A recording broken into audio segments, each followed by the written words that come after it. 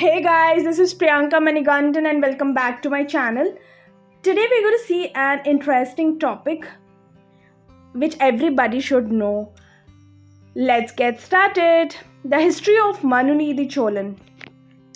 This incident in Periya Puranam explains an event that happened in the life of Chola king who became to be known as Manu Needhi Cholan because of the glorious justice he made.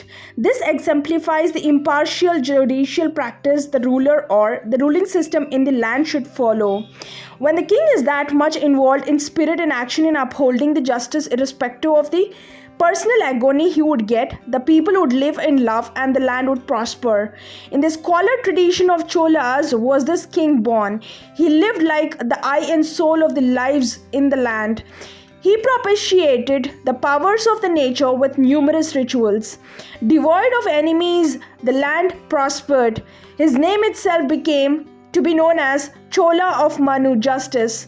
He donated a lot of things for the worship of the bull flagged Lord of Tiruvarur. He got a son who was like a lion cub in valor, skilled in various arts, disciplined, and had a lovable characters. With the king feeling proud of his loving son, he grew up as a youth who would deserve to be entitled as the prince. One day, that young son of the king was riding his chariot on the main roads of the capital, Tiruvarur, along with his friends and the forces. That time, a calf which did not realize the movements on the road suddenly entered in between. Alas, that small creature got hit by the wheel of the chariot and was crushed to death.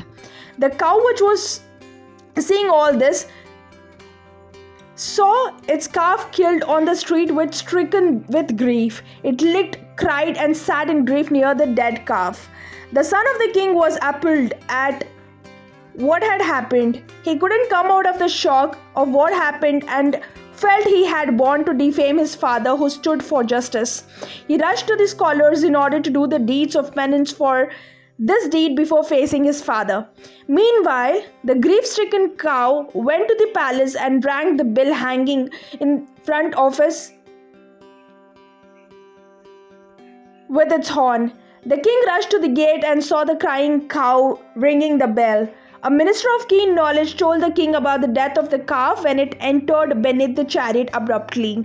On hearing that, the king underwent unexplainable sorrow. Unable to bear the sight of crying cow, he sat there in sadness and asked the ministers what he could do to correct his misdeed.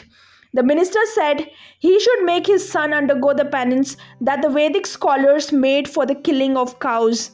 The king, who did not follow the rules of justice just for the name's sake of following, but who ruled involving himself in the essence of them, was irked by the answers of the ministers. How could I do injustice to this poor cow because it was my son who did the misdeed? When I do not leave somebody who kills a life, how can I show a different attitude towards my son? Isn't it the responsibility of the king to ensure that lives that live in his kingdom are protected against the fear of him, his associates, enemies, thieves, and other creatures? If I make another rule for my son, won't the ancient system of justice be scoffed at? The king shouted. The ministers told that the practice had been that the penitential rites are done in order to come out of this sin, and hence it would be just to observe that tradition. The king was annoyed at their response and said, "You speak nor understanding the spirit and truth behind the justice. A big sin has been committed by killing the creature that was associated with the appearance of the holy abode of Lord Shiva at Tiruvarur. The compensation for this deed would be to execute my loving son the same way the calf was killed." The ministers were terrified and went away. The king ordered a son of a minister to run over his son with a chariot. He, unwilling to do that, suicided. The king, not bothering that his son was only one for the royal family, he himself overran his son under the wheels of the chariot. The splendid king stood in the history for doing justice to all creatures living in his kingdom. The subjects of the land wept, wondering the king's stand on justice. The Lord who raised the flag of bull indicating the divine justice, that Lord of Tiruvarur appeared in the horizon amidst the praise of the divines with his consort Parvati.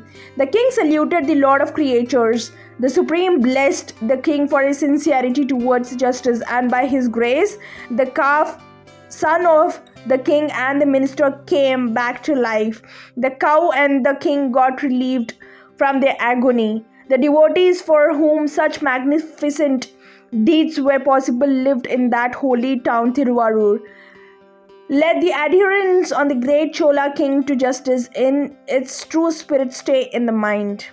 So this was the story of Manu Needhi Cholan. Let us follow the same kind of practices or same kind of principles in our lives too. Thanks for watching, guys.